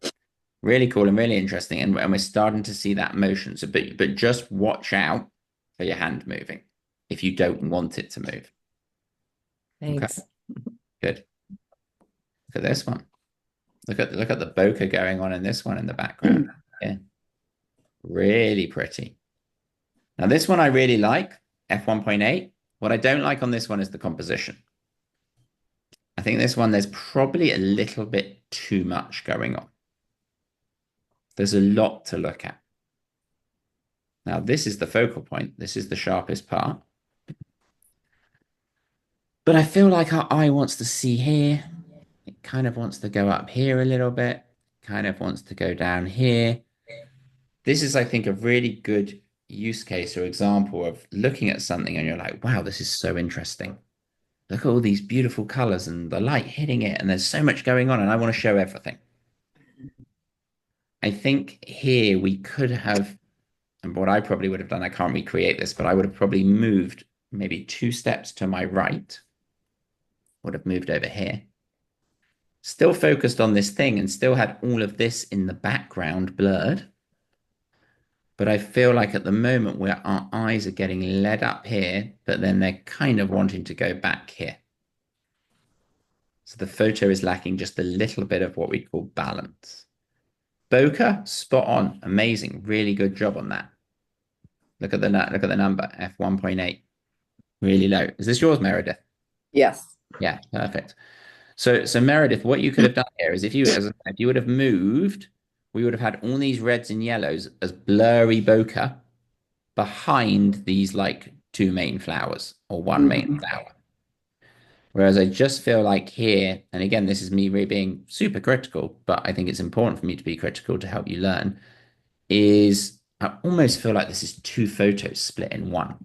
Sorry, one Mhm. photos. Yeah, two photos in one. Because I always feel like this is one photo up here, but then there's another photo like down here with all these pretty colors. That's another photo. But I would have taken advantage of those colors, use this, but I can't. Do you understand what I mean? I would have moved around. Mhm. Kind of, if you're at the clock and you're at 6 o'clock, I would have moved to 3 o'clock and taken the same picture. But really nice job on the blur. Really nice job. And you, as I say, you already got this in an interesting way. Look at this one. That's cool. Really interesting. And what's cool about this one, look at the F number, 1.8. Look at that beautiful bokeh. Remember, I said it often. You see bokeh in these. I think Yvonne asked this question. You see bokeh in these like these aren't there in the garage or the shed or wherever we are. This is just the nature of how the light has refracted through the camera. This is a massive tick for bokeh. Again, look at the number, 1.8. Look what's so interesting about this, and well done who took this. I think this is Carrie's off the top of my head, if I remember. Look how this danger sign is slightly blurry. So's down here. But this bit of the person falling off the ladder and that instruction is sharp, which is a great storytelling picture. But why do we think that this is sharp and these two are blurry? Cookie, go for it. You just need to unmute yourself. It was, it wasn't parallel. I mean, it wasn't straight up. You got it. If this is the ladder and this is me taking the picture, it's like the ladder is like this. The ladder is not all exactly the same distance away from me. And because it's not all exactly the same distance away from me, and with a very, very shallow depth of field, and us putting our square on only one particular part of this picture, everything in front, further away, or further or closer to the camera, stays sharp. Goes blurry. And only the thing where you put the square goes sharp. So this is really cool because our eyes on this one go straight here. There's no distraction. Well done as well for cropping off the top of the ladder and cropping off the bottom and the side of the ladder. It's kind of like what I was talking about cropping off the kid's head. We don't need to see the whole ladder. We know this is a ladder. Really nice job on filling the frame and using the rule of thirds to get us to this main focal point. I'm interested. Does anyone find these things distracting in the background? Yeah. No, I don't think so either, because they're so blurred that they're indistinguishable and you can't see. Whereas I bet you if Carrie or whoever's picture this was took this picture and was at a higher F number, you'd be like, oh my God, this picture has so much junk in it that there's no focal point. So this is a very successful use of blur to drive attention to the focal point. Look at this one. Really good use of filling the frame on this one. Reminder to whoever sent this one to me. Can't remember if you're here or not. Meredith, just remember when you're sending, and you may have done it, sometimes just email compressed, but please remember when you send by email, keep them on actual size when it gives you that choice, small, medium, large, original. Sometimes my software compresses it, so it may not be you, it may be me, but I'm just reminding everyone. But here, a very interesting use of firstly, Meredith, very interesting composition. Really nice. Offsetting the flower, especially the stamen and the central part of the flower off to the left. Really feels like it's growing out. Now, I'd love to see the one you took on your phone. I wonder if the one you took on your phone, this one looks very pixelated. It looks like see, it has all these little dots. That may be just as a result of when you emailed it to me. Go back and have a look. If it does have the dots on your camera like that, it's probably that you over zoomed. Okay. Would be my suspicion. So if you remember, we have when we zoom the camera, and it's a good reminder for everyone. When we have our camera and we go to zoom, we have our numbers at the bottom here, and I taught you all that you can use your thumb to turn this wheel. Remember, we don't pinch. But even when you turn the wheel, if you go past the 3 or the 5 that's on your camera, so you go past here, once you get past there, you are going into what we call digital zoom territory. So this is digital zoom. It's way too far away, but let me see if I can. Let me see if I can get my hand back. There we go. But when you zoom like this, and you're not using optical zoom, you're not using the camera lenses, you're using the computer to zoom, you lose quality. Oh, In those cases, I want you to move closer rather than depend on the zoom. And that's my suspicion, I think, Meredith, from looking at I'll look at that. That's interesting. I don't remember. how it may not be, but that's one hypo. But I see that mistake a lot of people make, that we just want to make sure that we stick to optical, not digital zoom. Because when we overdo digital zoom, we lose quality. This one's interesting. Look at this. Lovely one. Really nice light. Lovely use of light and color. Definitely get taken up to the main focal point. Again, look at the F number 2.8, which is nice, which gives a nice proportion of this photograph in focus up here. But all of this goes really blurry. And look, as we come more and more back from the hanging basket, what I really love is look down in the bottom corner there. That's where that was the aim of this exercise. That was what I wanted you all to get. And even like look at the bottom of the basket. It's kind of like the different parts of the ladder. The top of the basket is very sharp. That's where the square was put. I'll take off my purple things for a second. The bottom, totally blurred. Because obviously the basket is not straight. It's curving away from the camera. So the distance from the camera, if that's 2 meters, that may be 2.2 meters away. And we've set the focus so it's just at 2 meters and a little bit in front and behind because the F number is at 2.8. Composition, really good here. I think one thing that you could have done here, again, just to give whoever took this just some ideas, is you could have, I really like photographing it from here, but as it was this like hanging plant, you could have easily gone and stood like down here somewhere and looked up at it. That would have been really interesting. Look up at the basket, especially because you had a really strong blue sky in front of it. But that was just arguably just another thing that you could have done there. But really nice job and nice low F number. Yvonne, is this yours again? Same interesting plant. This one looks like a hand. Looks like fingers. I like the color like this one first because it looks like a watercolor or like a It does look like a watercolor. mechanical print or something, from. Yeah, and there's quite a few. This reminds me of the work of quite a few different photographers. But you can still see in this picture, Yvonne. This is yours. This is yours, right? Yes. Yeah. So it's the same thing that happened in the last one. We're seeing the movement of your hand. Mhm. That's why this whole thing is not sharp. Now, actually, that kind of looks cool because we get this really like cool thing going on in here and in here and in here and in here, like and here it looks like it's bursting out. But I want you to do that intentionally rather than it happen by accident, which I hope Well, they're on a different plane too. You know what I mean? they're on a different plane. But what we're seeing here is not so much that bokeh. What I'm seeing here is I'm seeing blur by motion. There's a distinction. So I'm not seeing I am seeing a shallow depth. I'm seeing both. You're right, they're on different planes. Like look how much blurry those are compared to these ones at the front. They're much blurrier. But none of it, not one point of it is sharp. If you look carefully. And the reason why not one point of it is sharp is just because your hand was moving. Which is fine. Because but now you know, hopefully you won't make the mistake again. But I really like the fact you're right, it's got a very well, I looked at this straight away and it kind of looked like a claw or a hand.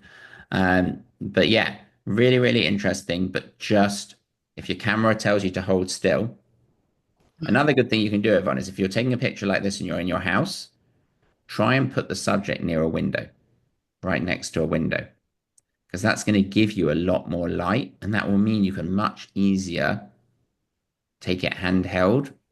The only reason that hold still comes up is if you're in inclement light, if you're in bad light. Like if you took in a room with no windows at 9 o'clock at night, the camera's going to hate you. It's going to say, hold still, hold still, hold still. The more light, the more we call it ambient light, the more ambient light we can provide to the camera, the easier it is for it to do its job. We don't want to fight the light. And here you were the cam not you, but the camera was having to fight the light a little bit to give you the picture that you wanted. Is this just what is this a plant that's fallen off a tree or something? What is We it? have a big beech tree behind our house, and it's right, you don't never notice they have flowers because it's such an old, big, huge old beech tree. Yeah. But when these things fall on our pad, our deck, I just thought they were so cool because things you don't think of them as having flowers because they're not known as a floral tree. But the little flowers, and these are like the sepals on the flowers, and then they all fall off, and then the leaves start coming out, and then they make little beech nuts. They're really difficult if you step on them in the summer. But anyway, that's just a part of it I'd never really seen. Yeah, So. it was beautiful. And how did you get the white background out of interest? Oh, I was actually down in my little workroom working on a BA project, and I had a fluorescent light, which is probably not good. And then I had a little, you know, incandescent, the regular old light bulbs, Yeah, and yeah. it's so it looks like a fluorescent light kind of thing. But no, it's fine. I was just wondering how it's a nice effect having there's a again, not to go down a rabbit hole, but you may have seen this in GCA things you've sat on, or you may hear people talking about it in the future. There's some things where people often, it's called light, but you photograph on a light box. But you know how like a doctor, when a doctor looks at an X-ray and they put the X-ray on that like box and the light shines through it, this kind of looks like you took it on a light box, Right. which is a good thing. Like that's why I asked how you got it, because it's a very specific technique that I will often teach people to create a very like, you're right, it looks like a botanical print is a good way to describe it. It creates an artistic like level to your photograph. So nice job, but let's just keep your hands still. Okay, thanks. Camera ask it. Cool. I actually have here, hold on, I have a few in a row and they're on purpose. So someone sent me these three and asked for my opinion. I was only going to show one, and then I thought I'd show all three because I thought it's quite nice to hear from the group. So let's look at the difference. So the one on the left, just this is in focus.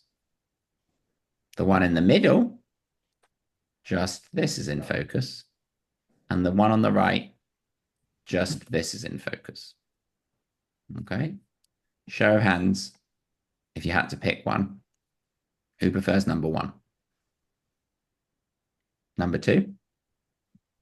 And number three? Okay. Good. You all agree with me. I agree. Number three is the best picture out of all of these because often what happens, and this is I wanted to show this to you because it's a really good example of something, is if we put the focus too far back in our frame, or even sometimes if we put it too far at the front and then we show this, we're showing too much blur. It looks like a mistake. Like here, my eye goes like somewhere here to begin with. Here, my eye goes somewhere here.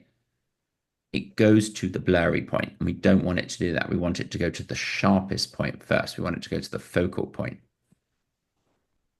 And if I pull them up one by one, you can really see this. Like that one, this one's a great picture, but I would crop it like this to mean my eye went more to that focal point. This one also interesting picture, but I think there's way too much negative space up there. There's too much bokeh. Where again, I feel like a beneficial crop here for whoever took this is you could do it a number of ways. You could go like this. I feel like you need to get much closer. Could have gone like that. Could have gone like this. Bit too centered. But what I don't want is tons of blur back there. Because your eyes following that leading line of the stem to take you back to the blur. And we miss the fact that this bud at the front is sharp. Now look at the last one. Much better. I'd still say I probably would have cropped it landscape instead of portrait. I'd come to this. But if you compare these two, it's kind of interesting. Where'd it go? Back here. If you compare these two, look at the difference. And what's really nice with the iPhone, and this was taken in portrait mode, this one, remember, we can move where the focus is after we take the picture. So we can play with this.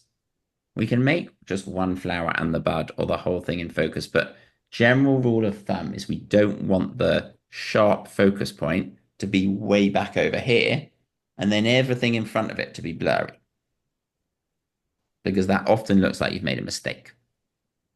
The whole point of using depth of field, like here, is it drives us to the main focal point. It takes me here straight to this beautifully lit flower, and the blur in the background is just a happy byproduct.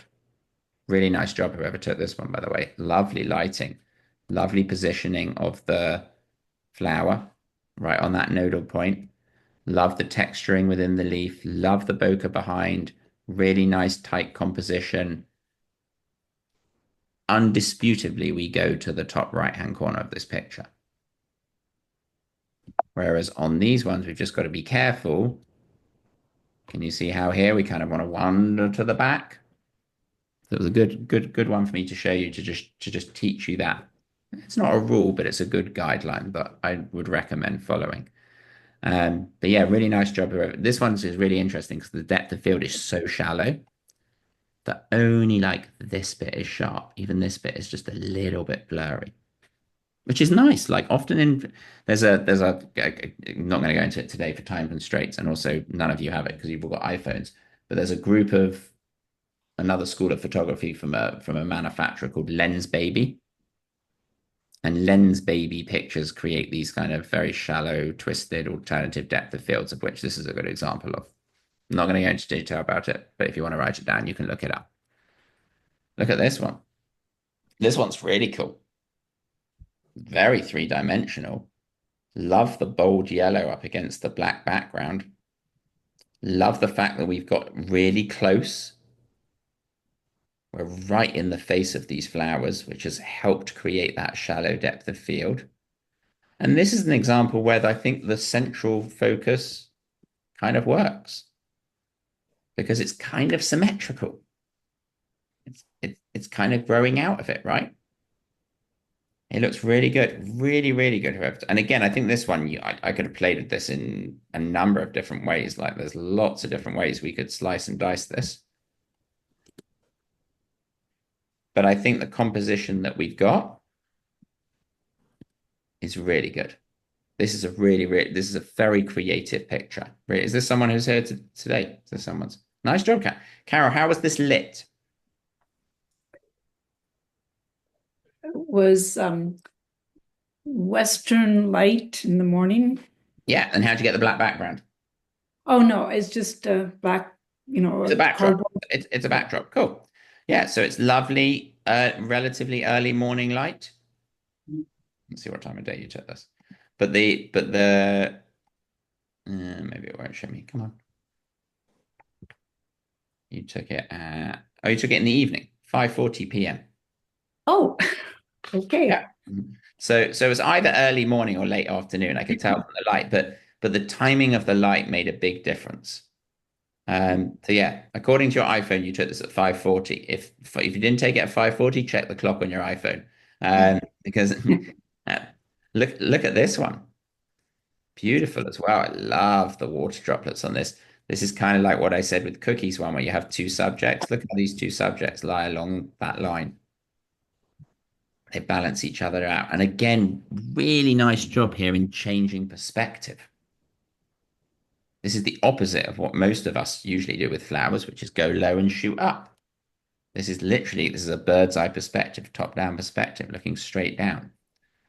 Really, really interesting. And I love the water droplets, love the blur. Heck, maybe we could have taken out a little bit of the negatives. I don't want to cut in too much into it. Maybe a little bit of that brown at the bottom, just a tiny bit. But generally, really, really, really good. Let's look at this one. This is a really good. This one, I feel like we need to take out some of this. But look how it really feels like it's exploding off the page. This is a great, look how sharp that flower is in here. Look at this. Beautiful. Really good. With a very shallow depth of field, 1.6. Small number, small focus. The vase, most of these flowers are blurred, but in this case, the focal point, the sharpness is in the correct place.